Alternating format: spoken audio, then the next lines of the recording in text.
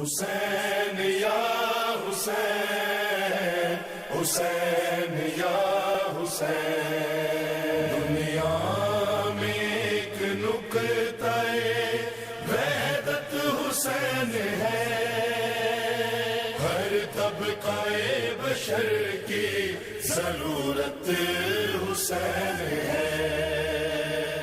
بسم اللہ الرحمن الرحیم، الحمد للہ رب العالمین،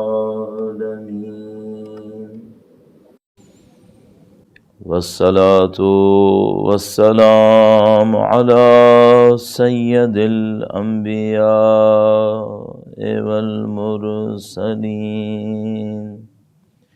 حبیب الہ العالمین ابی القاسم محمد، اللہم صلی علی محمد وآل محمد وعجل فرجهم وعلى آلہ الطیبین الطاہرین، سیما بقیت اللہ فی الارضین۔ قال اللہ تعالی فی کتابہ الکریم، بسم اللہ الرحمن الرحیم، ام حسبت ان اصحاب الکہف والرقیم كانوا من آیاتنا عجبا۔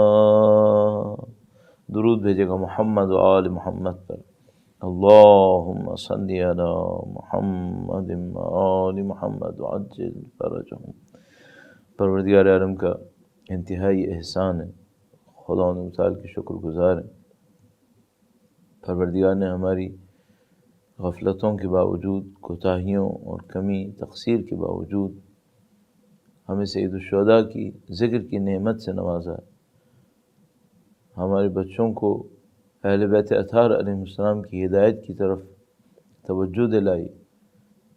خدا سے دعا کرتے ہیں پاک پروردگار، زمانہ مادہ پرستی کا ہے، زمانہ نفس پرستی کا ہے، ہم پہ لطف فرما، نسلاً بعد نسلاً قیامت تک ہماری تمام نسلوں کو اہل بیت کے چاہنے والوں میں قرار فرما۔ انشاءاللہ امام کی ظہور کا دن دیکھنا نصیب فرما، اور ہمیں اپنی اولاد کے ساتھ، ہماری اپنی نسلوں کے ساتھ اہل بیت اطہار کی وفاداری، ان کی خدمت میں جانے ساری نصیب فرما۔ تمام دعاؤں کی قبولیت کے لیے، امام کی ظہور کی تعجیل کی دعا کے لیے، تمام عزاداران سید الشہداء کی حفاظت، مزید توفیقات کے لیے درود بھیجے محمد و آل محمد پر، اللہم صلی علی محمد و آل محمد وعجل فرجهم۔ سید الشہداء کی شہادت پروردگار عالم کی بندگی میں انجام پانے والا اتنا بڑا واقعہ تھا کہ خداوند متعال نے گویا پہلے نبی سے اس واقعے کو انبیاء کی خدمت میں بیان کیا، انبیاء کے حضور بیان کیا، اور انبیاء کرام علیہم السلام مختلف مواقع پر سید الشہداء کے واقعے سے اور نبی خدا کی ذات گرامی سے متوسل ہوا کرتے تھے۔ جیسا کہ ہمارے پاس روایات موجود ہیں حضرت آدم علیہ السلام سے، کہ جب حضرت آدم علیہ السلام توبہ کرنے لگے تو خداوند متعال نے یہ اسامی گرامی حضرت آدم علیہ السلام کو سکھائے۔ خود ختمی مرتبت نے سید الشہداء کی حیات طیبہ کے اندر اس بات کو کئی دفعہ بیان فرمایا کہ میرے فرزند شہادت کی طرف جائیں گے۔ یہ اقوال اتنے مشہور تھے کہ جب سید الشہداء مکہ تشریف فرما تھے اور عبداللہ بن عمر یا عبداللہ بن زبیر ملنے کے لیے آئے تو اللہ کے نبی کے نواسے سے کہا کہ میں نے آپ کے نانا سے سنا ہے کہ میرے ایک فرزند عراق کے نزدیک بین النہرین شہید کیے جائیں گے۔ سید الشہداء نے ان کو جواب دیا کہ کیا یہ ممکن ہے کہ آپ نے ہمارے نانا سے ہمارے بارے میں کچھ سنا اور ہم نے نہ سنا ہو؟ یعنی قطعاً معلوم ہے سید الشہداء عبداللہ بن عباس اطراف میں جو موجود لوگ ہیں متعدد دفعہ اس بات کو سمجھ چکے ہیں کہ سید الشہداء کی شہادت ہونے والی ہے، ایک عظیم الشان واقعہ رونما ہونے والا ہے۔ اور جیسا کہ میں نے شاید آپ کی خدمت میں عرض بھی کیا کہ جب مدینے سے تشریف فرما ہو رہے تھے تو اس بات کو بیان فرمایا عبداللہ بن عباس کے سامنے کہ خدا میرے اہل خانہ کو اسیر دیکھنا چاہتا ہے۔ البتہ یہ کہ خدا دیکھنا چاہتا ہے کیا جبر ہے؟ ہرگز جبر نہیں۔ سید الشہداء ایک عظیم الشان قربانی کی طرف جا رہے ہیں۔ اب یہ جملہ کہنا اچھا نہیں لگتا، لیکن اگر سید الشہداء نہ چاہتے تو نہ جاتے، لیکن سید الشہداء اللہ کی بندگی میں محض اور رضن بقضائک تسلیما لامرک کا مصداق۔ اب یہ کہ اس شہادت کے ذریعے سے احیاء کیسے ہوا، دشمن کا مقابلہ کیسے ہوا، اور اسلام کو حیات کیسے ملی، جیسا کہ ہم نے پہلے دن آپ کی خدمت میں عرض کیا موضوع کے اعتبار سے، اس کو ہم نے آپ کی خدمت میں بیان کرنا ہے۔ اور کل اس سلسلے میں چند نکات عرض ہوئے تھے مقدمتاً، اور آج انشاءاللہ اس کو مزید بیان کرنے کی کوشش کریں گے۔ ایک بار پھر سید الشہداء کے حضور ادائے احترام کے لیے، ان کے فرزند کے ظہور کی تعجیل کے لیے درود بھیجیں محمد و آل محمد پر۔ اللہم صلی علی محمد و آل محمد وعجل فرجہم۔ عرض ہوا آپ کی خدمت میں کہ ہم اگر اس بات کو سمجھنا چاہتے ہیں کہ سید الشہداء اپنی شہادت کے ذریعے سے کیا حاصل کرنا چاہتے تھے، تو ہمیں یہ دیکھنا ہوگا کہ یزید جس خطرے کی بات کر رہا تھا، یعنی یزید سے جو خطرہ لاحق ہوا تھا، کم از کم یہ دیکھیں کہ اس کی انٹینسٹی کیا تھی۔ آیا وہ ہدف صرف حکومت؟ تو ہم نے عرض کیا کہ حکومت اس کو پہلے سے مل چکی تھی۔ اس کے بعد جو اگلا ہدف تھا وہ کیا تھا؟ وہی ہدف تھا جو اس کے خاندان کا ہدف تھا۔ یعنی اگر کسی کو اس بارے میں شک ہو کہ، یا یہ سوال ہمارے سامنے لاجیکل کوسچن رکھا جائے کہ یزید کا اصلی ہدف کیا واقعاً جاہلیت کا احیاء تھا، تو ہم کہیں گے کہ اس کے بیانات دیکھ لیجئے، اس کے اجداد کے جو اہداف تھے ان کو دیکھ لیجئے۔ یعنی ابو سفیان کون ہے؟ ابو سفیان نے زندگی بھر جو رسول خدا سے جنگ لڑی وہ کس بات کے اوپر لڑی؟ اور جب خلافت میں کچھ تبدیلیاں رونما ہوئیں تو ایک موقع پر یہ ابو سفیان رسول گرامی کی چچا کی قبر پر گیا اور جا کر ایک اہانت کرنے کی کوشش کی، ایک بدتمیزی کی اس نے، اور اس کے بعد کہا کہ اب اٹھ کر دیکھو کہ جس کے لیے تم نے ہم سے جنگ لڑی تھی اب وہ ہمارے ہاتھ میں ہے، اب وہ ہمارے ہاتھ میں۔ اور جو مسخرے آمیز جملے معاشرے کی رہبری کے لیے استعمال کیے وہ یہ کہ اب یہ گیند تمہارے درمیان آ گئی ہے تو اپنے ہی درمیان لڑکاتے رہنا۔ یہ کیا ایک عام مسلمان کے جملے ہیں؟ یا مثلاً اگر ساری چیزوں کو چھوڑ دیں، خود یزید کے جملات کے اوپر توجہ فرمائیں۔ اشعار پڑھتا ہے، کہتا ہے کہ نہ وحی نازل ہوئی نہ فرشتہ آیا، بنی ہاشم کا ڈھونگ تھا نعوذ باللہ تعالیٰ، جو بنی ہاشم نے کیا۔ یا جب اسرائے اہل بیت اطہار علیہم السلام دربار میں پہنچتے ہیں تو کہتا ہے کہ کاش میرے اجداد زندہ ہوتے تو دیکھتے کہ میں نے بدر کا بدلہ لے لیا۔ بدر میں یہ کون سی سائڈ تھی؟ مسلمان تو اس طرف تھے، اور یہ سائڈ جاہلیت کی سائڈ تھی، یہ جاہلیت کے پرچار کر رہا ہے۔ اب یہ سوال کہ، اور وہاں جو وحی کے انکار کر چکا اور ساری زندگی جو اس کی نظر آ رہی ہے، اب سوال یہ کہ مسلمان اگر یہ جاہلیت کا اعلان ہوتا تو برداشت کرتے یا نہ کرتے، اور مسلمان رد عمل دکھاتے یا نہ دکھاتے؟ ظاہر ہے کہ ایک عام طور پہ یہ سوچا جائے گا کہ بھئی مسلمان کیسے برداشت کر سکتے تھے؟ وہ رد عمل دکھاتے کہ بھئی ہم تو اس دین کے ماننے والے ہیں، تم کیوں اس دین سے نکلنے کی باتیں کر رہے ہو؟ میں ایک سوال کروں گا یہاں پہ، وہ یہ کہ کیا کسی کے ذہن میں تھا کہ اللہ کے نبی کے نواسے کو شہید کیا جائے گا؟ کیا یہ کسی کے ذہن میں تھا؟ یہ بات اتنی عجیب تھی کہ ہور جیسا فوجی کمانڈر جس کی زندگی جنگ و جدال کے اندر گزری ہے، معرکوں کو دیکھنے میں گزری ہے، وہ تک صبح عاشور اس کا یقین نہیں کر پا رہا تھا کہ یہ ہوگا۔ اب حضرت حر سے زیادہ بڑھ کر تو ہم کیا سوچیں کہ کوئی کمانڈر ہو، اور حضرت حر اس بات کے اوپر تردد کا شکار تھے اور وہ سوچتے تھے یہ تو ہو ہی نہیں سکتا، یہاں تک کہ صبح عاشور آ کر عمر سعد سے پوچھا کہ کیا تو یہ کرے گا؟ کہا ہاں میں کروں گا۔ اور وہ موقع تھا جب حضرت حر نے کہا کہ بس پھر میں یہاں ساتھ نہیں رہ سکتا۔ تو مسلمانوں کے ذہنوں کے اندر اس طریقے سے تیاری کروائی تھی کہ یہ نہیں ہوگا، لیکن ہو جاتا تھا۔ پھر مسلمان رد عمل کیوں نہیں دکھاتے تھے؟ اس کے لیے آپ کو جا کے دیکھنا پڑے گا کہ اگر ایک قوم کو آپ چاہیں، کوئی چاہے کہ یہ قوم خاموش رہے تو کرنا کیا ہوتا ہے؟ کسی قوم کو کسی پستی کے اوپر خاموش رکھنے کے لیے کیا کرنا ہوتا ہے؟ یہ وہ ہوم ورک تھا جو یزید کے اجداد اسلامی معاشرے کے اوپر کر چکے تھے، اور وہ بہت سادہ لفظوں میں اگر میں آپ کی خدمت میں عرض کر دوں، قرآن کریم کا ایک اصول ہے جو اس نے فرعون کے بارے میں بیان کیا ہے، میں آپ کی خدمت میں عرض کروں گا۔ درود بھیجے گا محمد و آل محمد پر، اللہم صلی علی محمد آل محمد وعجل فرجہم۔ یہ بہت امپورٹنٹ ڈسکشن ہے اس اعتبار سے کہ یہی کچھ آج بھی ہو رہا ہے۔ یہ جو میں 3 دن سے مسلسل آپ کی خدمت میں عرض کر رہا ہوں، کل یوم عاشورا و کل ارض کربلا، اس کو دیکھتے ہوئے ہماری بھی ایک ذمہ داری ہے کہ بھئی ہم اپنی کربلا ڈھونڈیں۔ ایسا نہ ہو کہ آج کی دنیا میں بھی معرکہ ہو رہا ہو اور ہم سمجھ رہے ہوں کہ نہیں ہمارا کام یہ نہیں ہے، اور میں عرض کر رہا ہوں کہ ہمیں شاید غلط فہمی کے اندر مبتلا ہے۔ اگر کسی قوم کو اطاعت کے اوپر لانا ہو تو کیا کریں؟ قرآن کریم ارشاد فرماتا ہے فاستخف قومہ فاطاعوہ، فرعون نے اپنی قوم کو خفیف کر دیا، ذلیل کر دیا۔ جب یہ قوم اپنی نظروں میں گر گئی تو اس نے فرعون کی اطاعت کر لی۔ یہ قرآن کریم کا بیان ہے، اور یہ قرآن کریم کا بیان سوشل سائنسز کا انتہائی اہم چیپٹر ہے کہ اگر مثال کے طور پر کسی قوم کو دوسری قوم کو اپنا غلام بنانا ہو تو کیا کرنا ہوتا ہے۔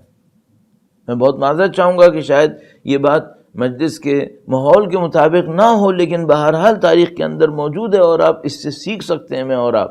وہ یہ کہ بھائی یہ جو انگلستان کے رہنے والے بر صغیر گئے تو بر صغیر کی اس وقت کی آبادی تقریباً 250 ملین بتائی جاتی ہے، 25 کروڑ، جو انگلستان سے شپس کے ذریعے سب کانٹیننٹ پہنچے، انڈیا پہنچے۔ یہ کتنے افراد تھے جنہوں نے 25 کروڑ لوگوں کے اوپر حکومت کی؟ اور اس ملک انگلستان سے لے کر انڈیا تک کا پانی کے جہاز کا سفر اس زمانے میں تقریباً 9 سے 10 مہینے کے اوپر مشتمل تھا۔ 9 سے 10 مہینے لگتے تھے، اور صرف بچوں کو بتانے کی خاطر سوئس کانال نہیں تھی، اور پورے افریقہ کے نیچے سے گزر کر، کیپ ٹاؤن کے نیچے سے گزر کے شپس آتے تھے اور وہ انڈیا پہنچتے تھے۔ اس میں 9 سے 10 مہینے ان کو لگتے تھے۔ کتنے لوگ تھے؟ مشکل سے 25,000 30,000۔ یہ 25-30 ہزار لوگ 25 کروڑ لوگوں کے اوپر حکومت کر رہے تھے۔ کس طرح سے کر رہے تھے؟ یہ ایک بہت بڑا کوشچن ہے، اس کے اوپر ڈاکومنٹریز بنی ہیں، خود بی بی سی نے بنائی ہیں، انگریزوں نے بنائی ہیں، بے اصطلاح انگلستان کے لوگوں نے، کہ ہم نے کیا کیسے تھا اور وہ کیسے کیا تھا۔ وہ ایک سادہ سا کام تھا کہ جو انگریز آفیسر برطانیہ میں آفیسر ہوتا تھا، وہ کسی برٹش سٹیزن کے سامنے اپنی اکڑ نمائش کا سوچ بھی نہیں سکتا تھا۔ جو برٹش آفیسر تھا برطانیہ میں جو کام کرتا تھا، اس کی ذمہ داری تھی کہ اگر اس کی کلرک اس کی ڈیسک کے اوپر کوئی برٹش سٹیزن آیا ہے، کوئی شہری آیا ہے کام کروانے کے لیے، تو وہ کھڑا ہوگا، اس سے بات کرے گا۔ یہی برٹش آفیسر جب انڈیا جاتا تھا تو اس کے پروٹوکول میں تھا کہ تم نے انڈینز کو ذلیل کرنا ہے۔ تو آپ نے وہ تصویریں دیکھی ہوں گی کہ ایک برطانوی آفیسر جو ہیں وہ چارپائی کے اوپر بیٹھا ہوا ہے اور 4 انڈین اس کی چارپائی کے پایوں کو پکڑ کے چل رہے ہیں۔ یہ انگلینڈ میں یہ کرے گا کبھی؟ اور یہ میں عجیب بات بتاؤں آپ کی خدمت میں کہ جو برطانوی آفیسر انڈیا کو سرو کر لیتے تھے، بعد میں برطانیہ میں ان کی سروسز بند کر دی جاتی تھیں۔ البتہ وہ ایک ریوارڈ کے طور پر بھی کہتے تھے، لیکن اصل معاملہ یہ تھا کہ یہ آدمی نااہل ہو چکا تھا، یہ برطانیہ میں کام نہیں کر سکتا تھا، چونکہ یہ دوسروں کو انسان سمجھتا ہی نہیں تھا، اور یہ اس کی جاب تھی، اس کی جاب ڈسکرپشن کے اندر تھا کہ اس نے انڈینز کو ذلیل کرنا ہے۔ ایک قوم کو ذلیل کر دو، ہر خفت، ہر پستی اور ہر ذلالت قبول کرنے کے تیار ہو جائیں گے۔ یہ وہ کام تھا جو یزید سے پہلے کیا جا چکا تھا۔ معذرت کے ساتھ میں عرض کروں گا جملات چند، ایسے ایسے گورنر تعینات کیے جا چکے تھے کہ جو نماز کے دوران شراب کی قے کر چکے تھے اور لوگ دیکھتے رہے۔ ایسا بھی ہوا کہ کسی نے جمعے کی نماز پڑھانے کے لیے اپنی کنیز کو اپنا لباس پہنا کے بھیج دیا، تم جا کے پڑھا دو۔ ایسا بھی ہوا کہ جمعے کی نماز بدھ کے دن پڑھا دی یا منگل کے دن پڑھا دی، اور رکعتیں بھی بڑھانے کو تیار ہے چونکہ نشے میں ہے۔ یہ سب ہو چکا تھا، اور چونکہ یہ سب کچھ ہو چکا تھا، اب امت اسلامیہ اپنے ارادے کی پستی میں ایسی جگہ پہنچ گئی تھی کہ نواسے رسول کو شہید کر دو، کوئی پوچھنے والا نہیں ہوگا۔ بڑے بڑے دعوے دار امام کی ساتھ دینے میں اور یہ کرنے میں اور وہ کرنے میں، وہ کیسے بک گئے پیسوں کے ہاتھوں اور کیسے جان بچانے کے لیے دبک کے بیٹھ گئے کوفہ کے اندر، وہ آپ کے سامنے۔ اور اگر کوفہ میں ایسا ہوا تو باقی شہروں میں کیا ہونا تھا؟ کوفہ سب سے اہم شہر تھا، اہل بیت اطہار علیہ السلام کی محبت میں مشہور شہر تھا۔ باقی آپ بصرہ سے توقع کر رہے ہیں کہ وہاں سے کچھ ہونا ہے، وہ تو کبھی بھی اہل بیت اطہار کے چاہنے والوں میں نہیں رہا۔ اسی طریقے سے دوسرے شہروں کے اندر۔ تو عرض میری آپ کی خدمت میں یہ ہے کہ اگر یزید یہ کام کرتا، میں آپ کی خدمت میں، اگر جس طرح اس قوم نے سید الشہداء کے اوپر کوئی رد عمل نہیں دکھایا، باقیوں پہ بھی رد عمل نہیں دکھانا تھا، معاملے نے ختم ہونا تھا، نعوذ باللہ تعالی۔ اچھا، اگر کچھ لوگ مخالفت کر بھی لیتے تو کیا ہونا تھا؟ حکومت تو اس ظالم کے ہاتھ میں تھی، اس جابر کے ہاتھ میں تھی، کسی کے اندر دم مارنے کی ہمت نہیں ہوتی۔ اگر دم مار بھی لیتے تو کیا ہوتا؟ شکست کھا جاتے ظاہری طور۔ اور اس کے بعد کم سے کم کام یہ ہوتا کہ تاریخ میں آتا، نعوذ باللہ تعالی، سعود نعوذ باللہ، ایک دین آیا 50-60 سال نبی کے بعد، وہ دین چلا، اور اس کے بعد اس دین کے اندر دو حصے ہو گئے، کچھ لوگ واپس چلے گئے، کچھ لوگ باقی رہے۔ زیادہ سے زیادہ یہ ہوتا۔ سید الشہداء اس خطرے کو دیکھ رہے تھے۔ کم سے کم جو نقصان پہنچتا وہ یہ ہوتا کہ مسلمانوں کی معاشرے کے اندر یہ دو دھڑے بنتے، اور نعوذ باللہ طاقت اس کے ہاتھ میں ہوتی، نہیں معلوم اس کے بعد کیا ہونا تھا۔ تو میں اگر یہ قبول کر بھی لوں کہ مسلمان رد عمل دکھاتے تو زیادہ سے زیادہ یہ ہونا تھا۔ اور اس کے بعد فرض کر لیتے ہیں 10 سال کے بعد حکومت چلی جاتی، اس 10 سال میں جو نقصان ہو چکا ہوتا امت اسلامی کا، وہ خدا جانتا ہے کیا ہونا تھا۔ اور جو تردد لوگوں کے ذہن میں، جو شک لوگوں کے ذہن میں، اور میں تو آپ کی خدمت میں عرض کر رہا ہوں کہ اگر ایسا کوئی کام ہوتا تو مجھے توقع نہیں ہے کہ امت اسلامی حتیٰ 10 سال کے بعد بھی واپس آ پاتی۔ سید الشہداء یہ سب دیکھ رہے تھے۔ اور میں دوبارہ آپ کی خدمت میں عرض کروں گا، یہ جو سید الشہداء نے فرمایا نا، اذان ہوگی اور نبی کا نام لیا جائے گا، یہ بتائے گا کہ جیتا کون۔ اور یہی نشانی الحمدللہ رب العالمین ہمارے پاس آج بھی ہے۔ دیکھو سید الشہداء کی قربانی کے صدقے میں، دیکھو قرآن باقی ہے، نماز باقی ہے، کعبہ باقی ہے، دین باقی ہے، اور یہ سید الشہداء کی قربانی ہے جس کی یہ ساری تاثیرات ہمیں حاصل ہوئی ہیں۔ درود بھیجے گا محمد و آل محمد پر، اللہم صلی علی محمد آل محمد وعجل فرجہم۔ یہیں سے ہمیں میکینزم سمجھ میں آتا ہے۔ اگر کسی معاشرے کو بگاڑنا ہو تو کیا کرنا ہوتا ہے؟ میں نے آپ کی خدمت میں عرض کیا، اللہ نے رول ماڈلز کریٹ کیے، اسوہ حسنہ کریٹ کیے کہ بھئی انبیاء کے پیچھے چلو، اولیاء اوصیاء کو دیکھو، اور نبی نے اپنے جانشین کو معین کیا، ان کو دیکھو۔ یہ جو بنی امیہ کی کوشش تھی، اور خاص کر یزید ابن معاویہ کی کوشش تھی، وہ یہ کہ اس سارے سیٹ اپ میں سے اعتماد نکال دے۔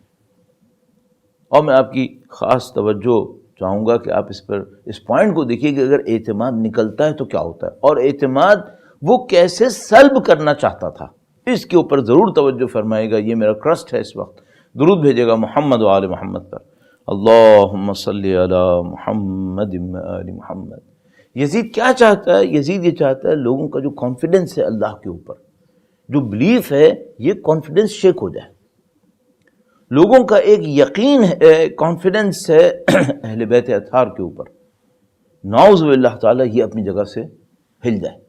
وہ یہ چاہتا ہے۔ اور وہ کیسے چاہتا ہے؟ یہ بہت سخت ہے یہ کہنا بھی، لیکن میں آپ کی خدمت میں عرض کروں گا، چونکہ یہ وہ تاریخی حقیقت ہے، اور وہ انالیٹیکل رزلٹ ہے جو ہمارے پاس حاصل ہوتا ہے، اور ہمارے جوانوں کو پتہ ہونا چاہیے یقیناً یزید یہ کام کرنا چاہ رہا تھا نعوذ باللہ تعالی بے احترامی دکھا کے۔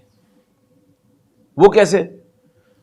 یزید یہ چاہتا تھا، عبید اللہ ابن زیاد یہ چاہتا تھا کہ ہم جو بھی بے احترامی ممکن ہے وہ کر ڈالیں۔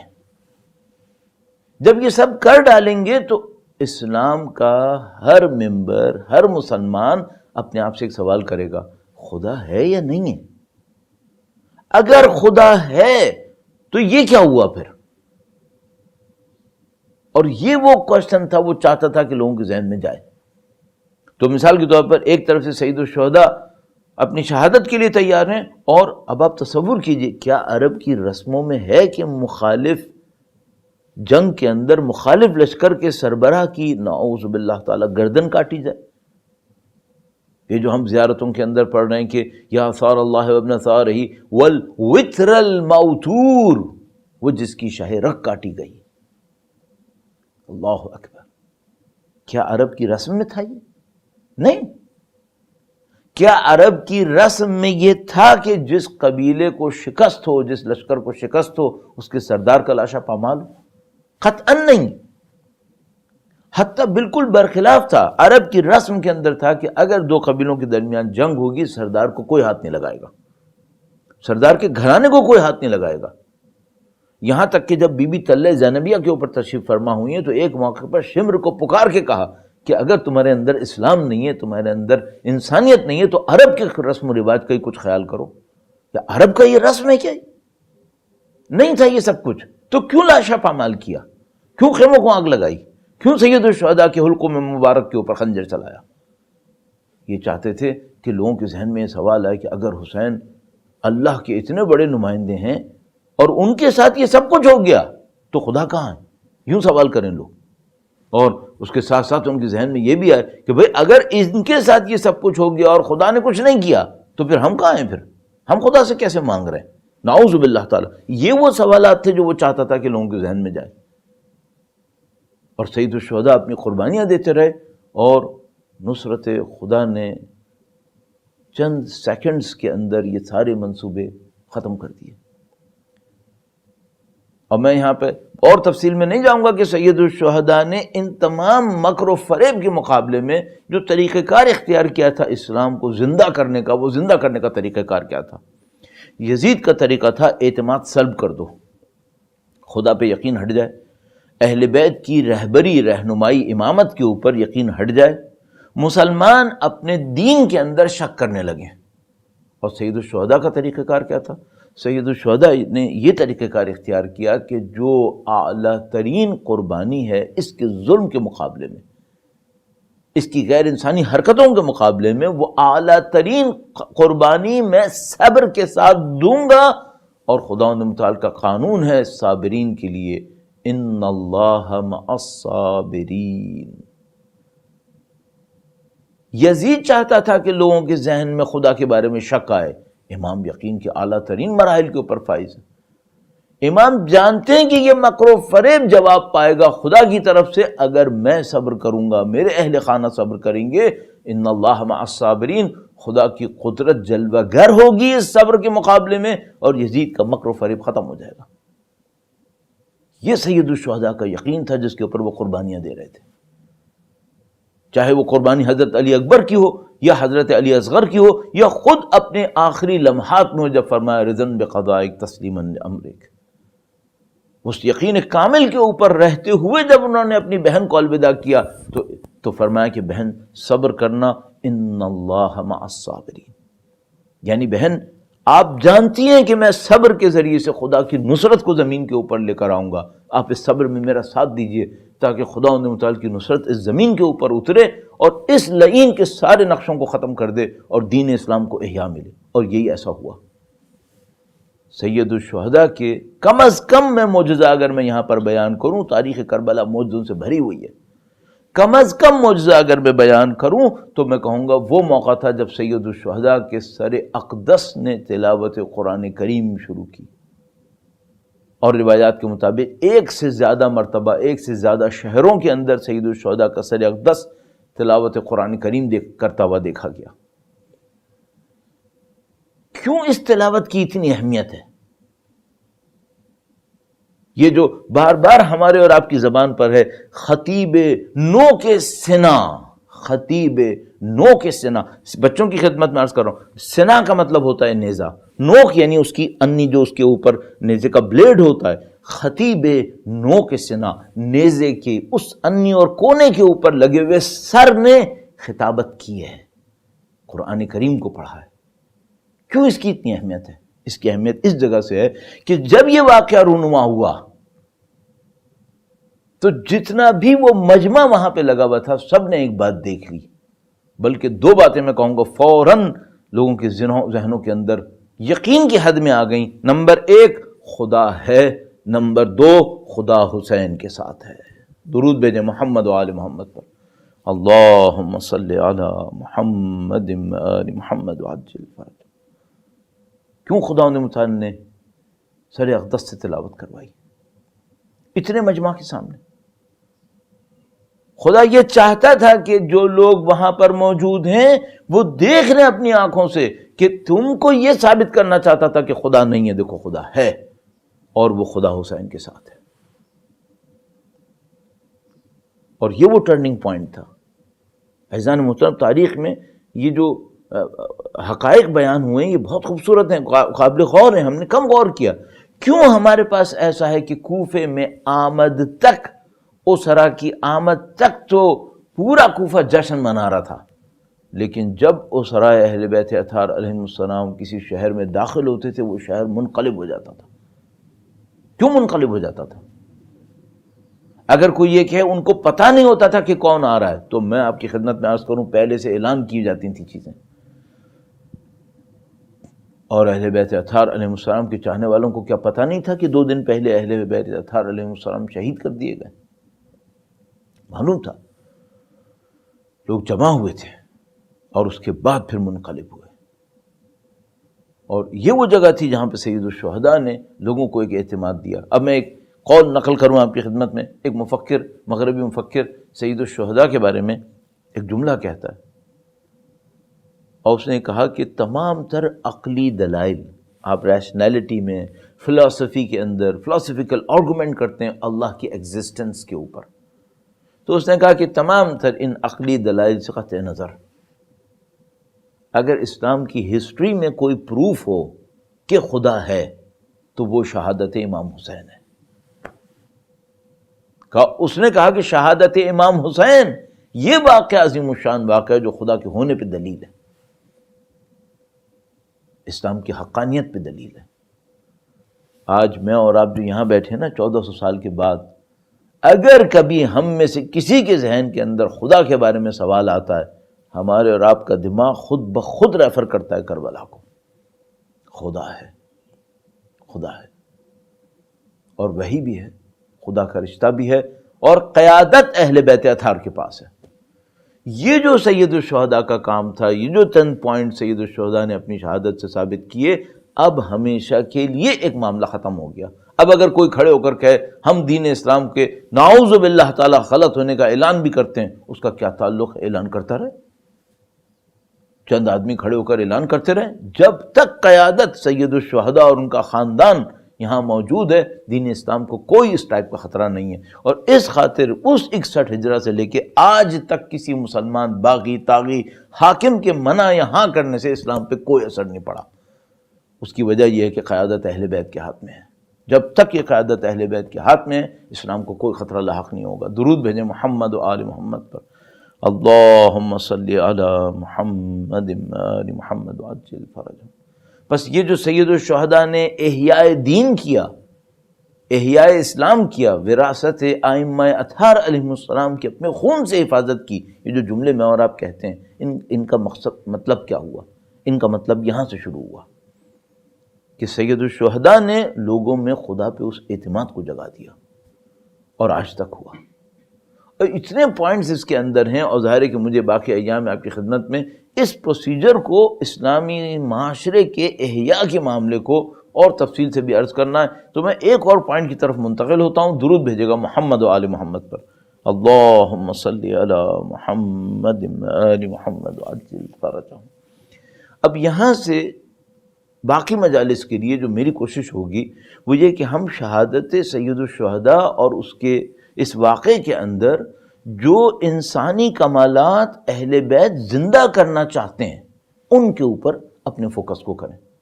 یعنی ایک تو فنڈامنٹل ہے، اور فنڈامنٹل یہ ہے کہ بھئی یزید کا ہدف کیا تھا؟ اسلام کی نابودی، جاہلیت کا اعلان. سید الشہداء کا ہدف کیا ہے؟ اسلام کی حفاظت.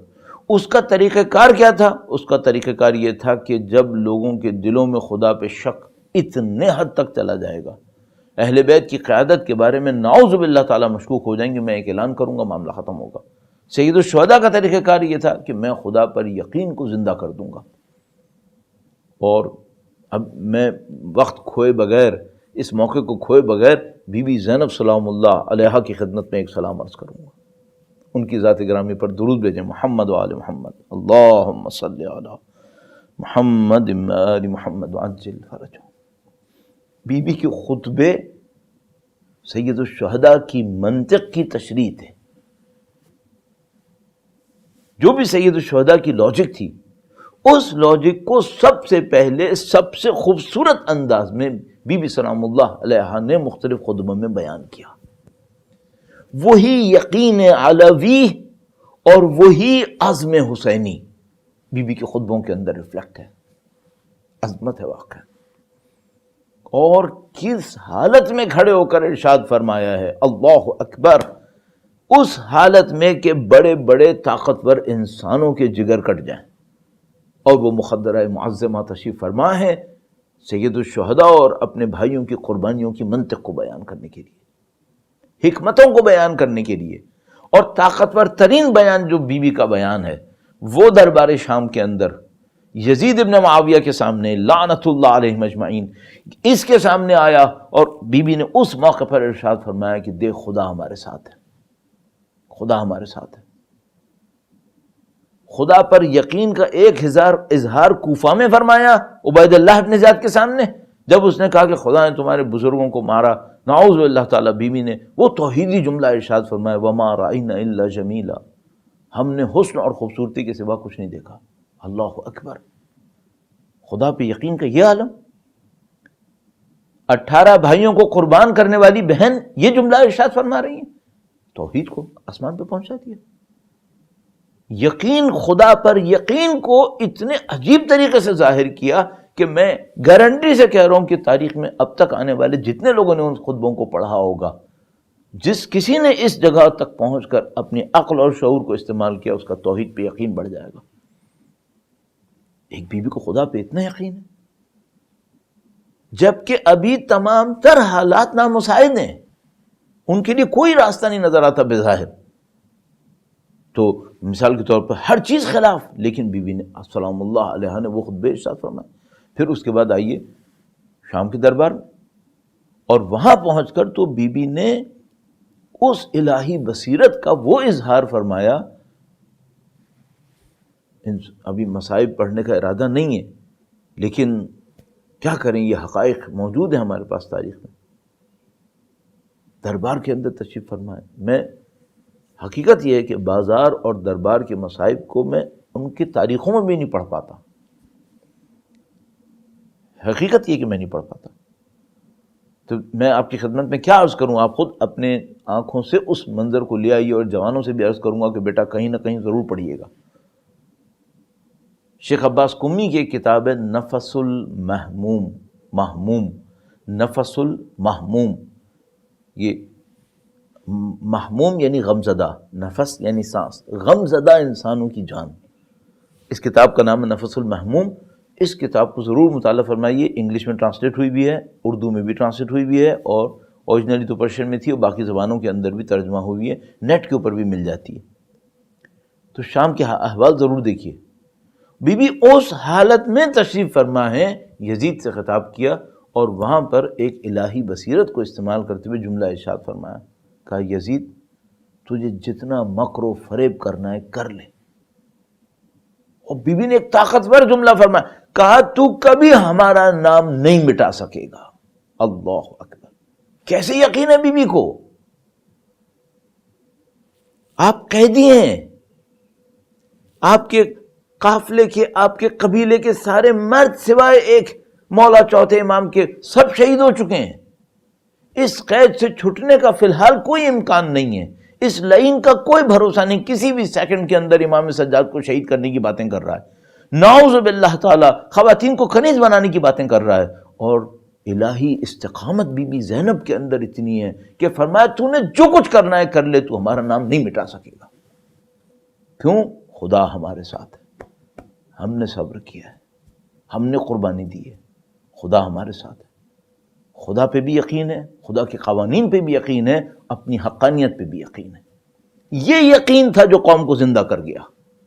آج تک میں اور آپ کیوں اس عزاداری کے اندر بیٹھے ہوئے ہیں؟ اس یقین کے اوپر، اس یقین کے اظہار کو دیکھتے ہوئے جو بی بی زینب سلام اللہ علیہ نے کیا، اس یقین کو دیکھتے ہوئے جو مولا امام سجاد نے اظہار کیا. یہ زندگی دے گئی معاشرے کو.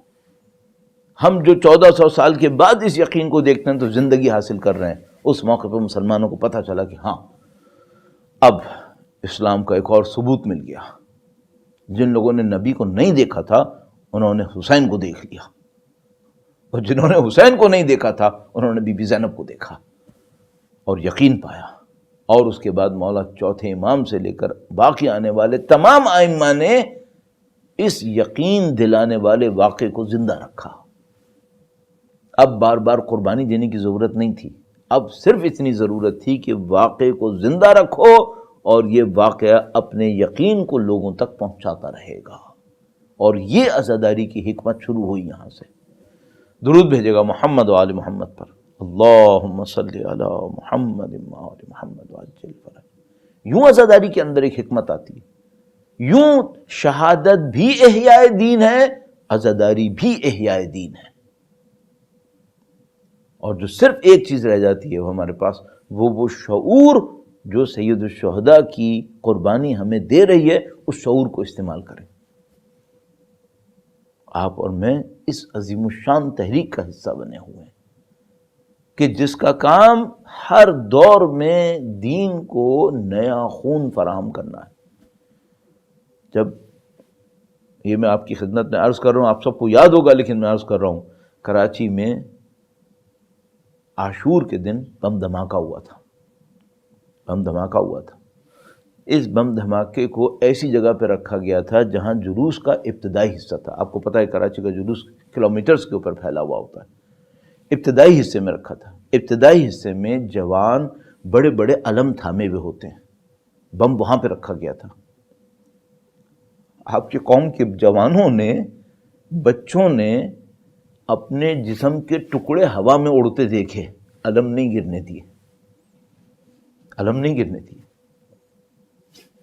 یہ یقین کس نے دیا انہیں؟ یہ یقین کیسے آیا ان کے اندر؟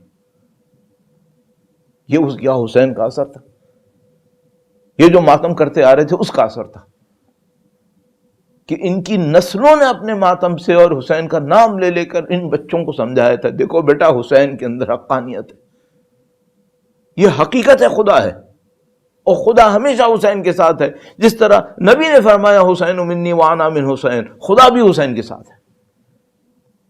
اور یہ وہ حقانیت ہے جو ہمیں زندہ رکھتی ہے. بھائی آپ کیوں گھروں سے نکلتے ہیں؟ یہ کتنی بڑی اجتماعی تحریک ہے، سوشل موومنٹ ہے جو عاشور کے ذریعے سے ہوتی ہے. کروڑوں لوگ سیلف موٹیویٹڈ، کوئی ان کو کچھ نہیں کہہ رہا، خود سے اپنے گھروں سے نکلتے ہیں. اور اگر کوئی کہے بھی کہ گھروں کے اندر بیٹھو اور نہ کرو عزاداری کو، نعوذ باللہ تعالیٰ کوئی قبول کرنے والا نہیں ہے. سروں کی بازی لگا دیں گے عزاداری کے اوپر، کبھی قبول نہیں کریں گے. کس نے یہ یقین دیا ہے؟ کس نے یہ اطمینان دیا ہے؟ یہ احیاء دین ہے، یہ احیاء فکر ہے. اور اس کے پیچھے متعدد ایسی چیزیں ہیں جن کا احیاء ہے، جو اس کو انشاءاللہ میں ایک ایک کر کے آپ کی خدمت میں عرض کروں گا، اور اس کو اپنی زندگیوں میں لانے کا طریقہ کار بھی عرض کرنے کی کوشش کروں گا کہ بھائی ہم اس احیاء کے سلسلے میں مکمل طریقے سے واقف ہوں، وارد ہوں. باہر کھڑے ہو کر نہ دیکھیں اسے. ہم کوئی اسپیکٹیٹر نہیں ہیں، ہم لوگ اس کا پارٹ ہیں، ہمیں اس کا حصہ بننا ہے. تو کچھ لوگ ایسے ہوں گے جو باہر سے کھڑے ہو کر دیکھ رہے ہیں عزاداری کو کیا ہو رہا ہے، اور کچھ لوگ ہوتے ہیں کہ جو اس کے متن کے اندر، ٹیکسٹ کے اندر ہوتے ہیں، اور وہ یہ کر رہے ہوتے ہیں کہ جو سید الشہداء کا راستہ تھا اس کے اوپر ہمیں چلنا ہے. نہ صرف بولنا ہے، کام کرنا ہے اس کے اوپر. اور یہ میں آپ کی خدمت میں عرض کروں گا انشاءاللہ. درود بھیجے گا محمد و آل محمد پر. اللہم صلی علی محمد و آل محمد وعجل فرجہم. اور یہ جو یقین ہوتا ہے، جو کروڑوں لوگوں کو یقین دے دے، سید الشہداء کا یقین، ان کے اہل خانہ کا یقین، اس کی منزلت کیا ہونی چاہیے جو سب کو دے دے اور تر و تازہ رہے، کبھی نہ مٹنے والا رہے. یہ یقین خدائی یقین ہے، اس میں برکت خدائی برکت ہے. اور خدا یہ برکتیں کب ڈالتا ہے؟ جب پورے خلوص کے ساتھ کوئی شخص قربانی دے دیتا ہے. اس سے پہلے جو تاریخ انسانیت کے اندر بہت بڑی ایک قربانی دی گئی، اور اس کے بعد خدا متعال نے وعدہ کیا کہ میں اس قربانی کو زندہ رکھوں گا، وہ حضرت ابراہیم علیہ السلام کی تھی، جو انہوں نے حضرت اسماعیل علیہ السلام کو قربان کرنے کا ارادہ کیا. خدا متعال نے فرمایا کہ فدیناہ بذبح عظیم. اور اب معاملہ سید الشہداء تک تھا. سید الشہداء اپنے قافلے کے اندر ایک ایک فرد کو چن چن کر لائے. بڑے بڑے پہلوانوں کو قبول نہیں کیا، طاقتوروں کو قبول نہیں کیا، بعض ضعیفوں کو قبول کیا، اور حتیٰ بچوں کو بھی لشکر میں شامل کر لیا. اس کا مطلب ہے سید الشہداء کا معیار طاقت نہیں ہے، جسمانی طاقت نہیں ہے. سید الشہداء کا معیار روحانی طاقت ہے. اور اس روحانی طاقت کے ساتھ انہوں نے کچھ لوگوں کو مقدم کے طور پہ بھیجا، اپنے سے پہلے بھیج دیا. آپ نے دیکھا ہے ہر لشکر کے اندر ایسا ہوتا ہے، ہر آرمی کے اندر ایسا ہوتا ہے.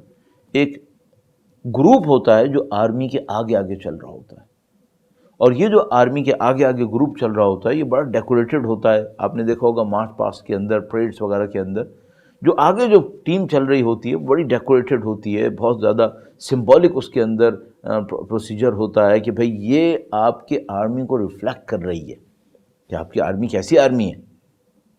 تو یہ جو مقدم میں بھیجا جاتا ہے، آگے آگے بھیجا جاتا ہے، اس کی بڑی ویلیو ہوتی ہے. سید الشہداء کا ایک لشکر آ رہا ہے، خدا کے عشق میں ڈوبا ہوا، قربانی کے ارادے سے لبریز، جان قربان کرنی ہے. ایک ایک صحابی اس بات پر تیار ہے مجھے جان قربان کرنی ہے، اس سے کم پہ کوئی بات نہیں ہوگی. اور اس لشکر کا مقدم، اس لشکر کے آگے چلنے والا مسلم بن عقیل. حضرت مسلم بن عقیل سید الشہداء کے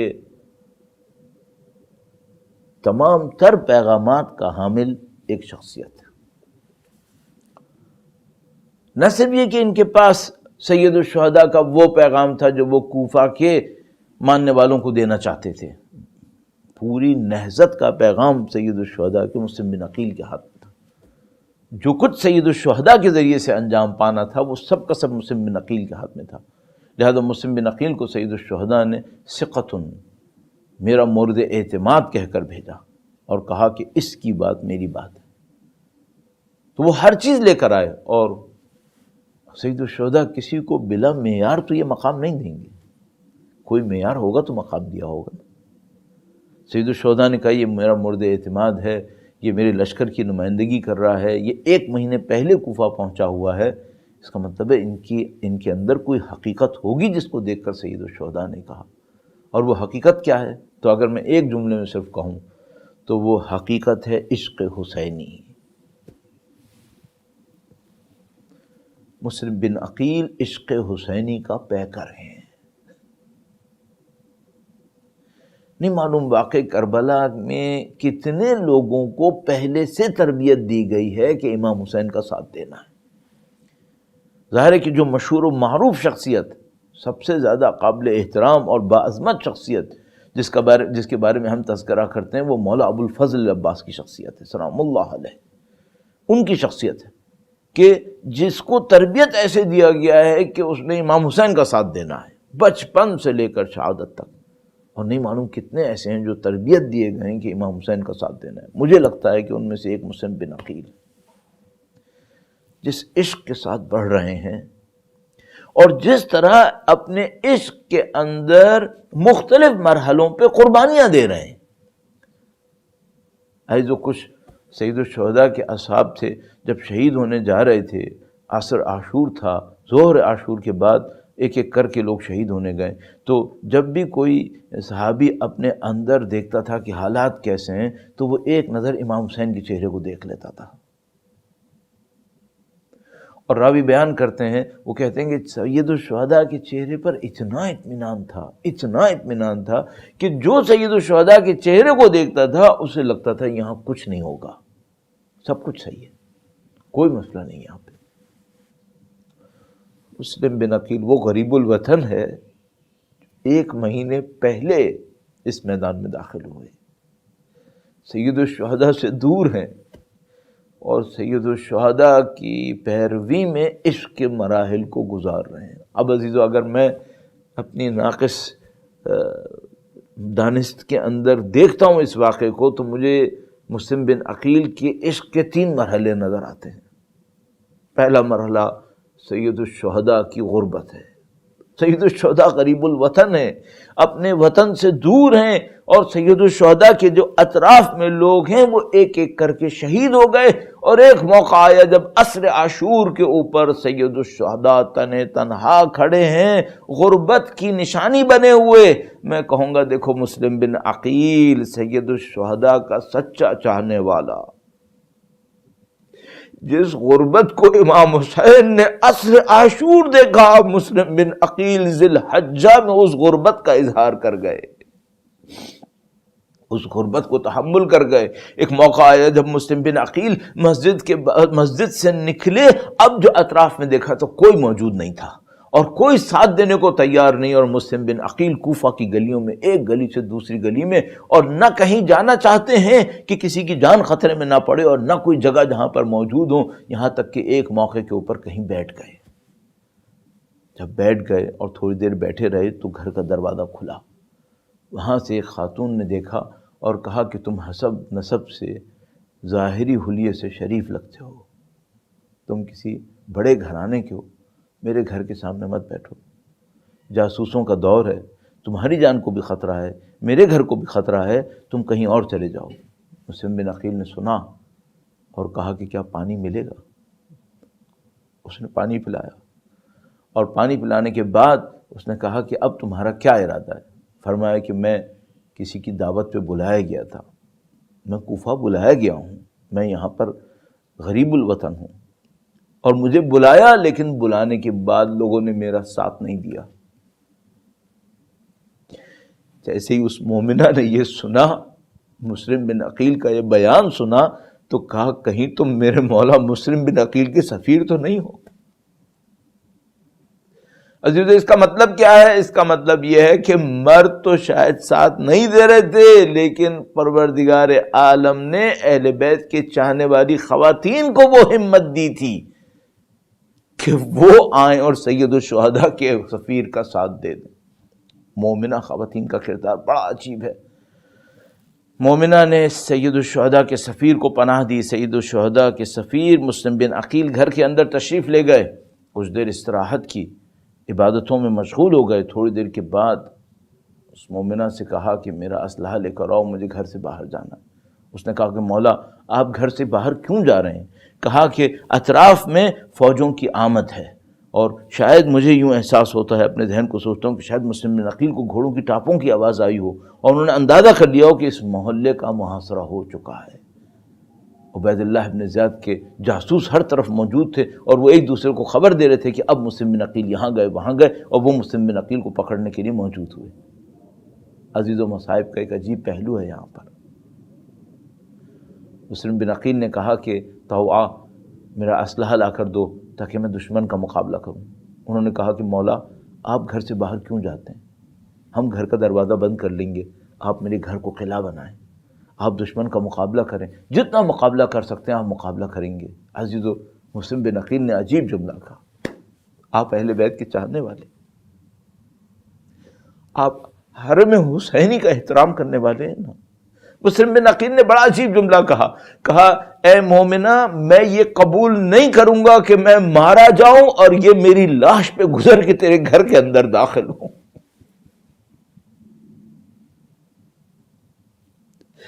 واللہ جو صبر امام سجاد کے اندر ہے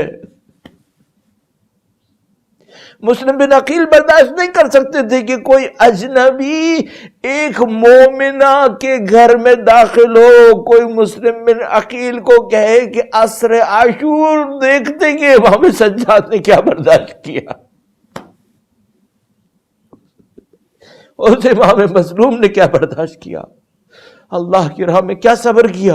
مسلم بن عقیل گھر سے باہر آئے، دشمن کا مقابلہ کیا، ایک کے بعد ایک لشکروں کو شکست دینا شروع کر دی، یہاں تک کہ عبید اللہ ابن زیاد چیخ پڑا کہ ایک آدمی کو پکڑنے کے لیے کتنا لشکر منگواتے ہو. اور انہوں نے بتایا کہ کیا تم نے اس کو عام آدمی سمجھا ہے، یہ علی کا بیٹا ہے، یہ علی کے خاندان سے ہے، یہ اس طریقے سے جان نہیں دے گا. اور اس کے بعد پھر دھوکے سے ایک موقع کے اوپر مسلم بن عقیل کو اسیر کیا گیا. اور عزیزو پھر ایک اور عشق کا مرحلہ ہے، ایک عشق کا مرحلہ غربت، اور ایک اور عشق کا مرحلہ آیا جب مسلم بن عقیل نے کہا کہ مجھے پانی دے دو. پیاس بجھانے کے لیے ایک پیالہ لایا گیا، اس کے اندر خون کے قطرے گرے. پھر ایک اور پیالہ لایا گیا، اس کے اندر بھی خون کے قطرے گرے. جب تیسرا پیالہ لایا اور اس میں خون کے قطرے گرے، مسلم بن عقیل نے کہا بس کرو، میں سمجھ گیا یہ میرا آخری وقت ہے، میرے مولا پیاسے شہید ہونے ہیں، میں نے بھی پیاسا ہی مرنا ہے. اور یہ سید الشہداء کے جو عشق میں مبتلا ہو اس نے سید الشہداء کے نقش قدم کی پیروی کرنی ہے. عزیزو جو امام حسین کی خاص شفاعت لیں گے کربلا کے اندر، یا وہ اپنے تن کی گردن کٹوائیں گے یا اپنی روح کی گردن کٹوائیں گے، تب امام حسین کی خاص شفاعت ملے گی. مسلم بن عقیل پیاس برداشت کر گئے. پھر تیسرا مرحلہ آیا جب مسلم بن عقیل کو دار عمارہ سے گرایا گیا اور مسلم بن عقیل کی لاش کوفہ کے گلیوں میں گھسیٹی گئی. حسین کی لاش تنہا پامال ہوئی کربلا کے اندر، اور مسلم بن عقیل کی لاش پامال ہوئی. اور اس کے بعد ایک مرحلہ اور آیا جس میں امام حسین اکیلے ہیں، امام حسین اکیلے ہیں، اس میں کوئی شریک نہ ہوا. اور وہ مرحلہ تھا جب مسلم بن عقیل کی بچی کو سید الشہداء نے اپنے پاس بلایا اور اس بچی کو پیار اور نوازش سے شفقت سے پیش آئے، اور ایک روایت کے مطابق کانوں میں شاید بالیاں بھی لٹکائیں. اس بچی نے دیکھ کر کہا کہ کیا میرا باپ مارا گیا ہے؟ لوگوں نے پوچھا تم نے یہ جملہ کیوں کہا جس طرح امام حسین میرے سر پہ ہاتھ پھیر رہے ایسے تو یہ یتیموں کے سر پہ پھیرتے ہیں. اب میں کہوں گا امام حسین کی صاحبزادیاں اس منظر کو دیکھ رہی ہوں گی اور وہ عصر عاشور توقع کرتی ہوں گی کوئی ہمارے سر کے اوپر ہاتھ پھیرے گا. انہیں نہیں معلوم کوئی دامن میں آگ لگائے گا، کوئی تماچے مارے گا اور کوئی بچوں کو پامال کرے گا. الا لعنت اللہ علی القوم الظالمین وَسَيَعْلَمُ الَّذِينَ ظَلَمُوا أَيَّ مُنْقَلَبٍ يَنْقَلِبُونَ. پروردگار تجھے واسطہ نبی اولاد نبی کا، خدایا تجھے واسطہ اہل بیت اطہار علیہ السلام کی نورانیت کا، ہمارے قلوب کو اور ہمارے مرحومین کی برزخ کی زندگی کو سید الشہداء کی نورانیت سے منور فرما. اے پاک پروردگار تجھے واسطہ نبی اولاد نبی کا، اس دنیا میں ان کی زیارت، اس دنیا میں ان کی شفاعت و شفقت نصیب فرما. اے پاک پروردگار ان کے فرزند و وارث کی ظہور کا دن دیکھنا نصیب فرما، ان کی نصرت کی سعادت اور ان کی نصرت کی راہ میں شہادت نصیب فرما. ربنا تقبل منا انک انت السمیع العلیم وتب علینا انک انت التواب الرحیم بجاہ نبیک وعطرتہ الطاہرین. اللہم صلی علی محمد وآل محمد وعجل فرجہم.